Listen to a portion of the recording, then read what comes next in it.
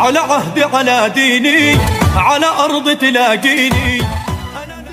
আসসালামু আলাইকুম প্রিয় দর্শক, দেখুন এখানে একটি লোক ফিলিস্তিনের পতাকাকে উঁচু করে ধরে, আর তখন একটি লোক তাকে বাধা দেওয়ার চেষ্টা করে এবং পতাকাটিকে ছিনিয়ে নেয়। তারপর আরেকটি লোক ফিলিস্তিনের পতাকাকে উঁচু করে ধরে, তখনও সেই লোকটি তাকে ঘাড়ে ধরে বসিয়ে দেয়।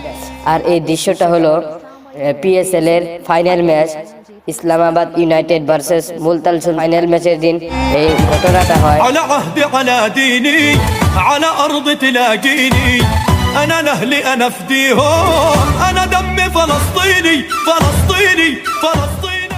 আর তারপর যা ঘটে সেই দৃশ্য দেখলে আপনি অবাক হবেন যে সমস্ত প্লেয়াররা ফিলিস্তিনের ফ্ল্যাগকে গলায় নিয়ে পুরো স্টেডিয়াম ঘুরে ঘুরে সেলিব্রেশন করে। আর তারা এটাই বোঝাতে চাইছে যে ফিলিস্তিনিরা একা না, তাদের সঙ্গে আমরাও আছি ইনশাআল্লাহ।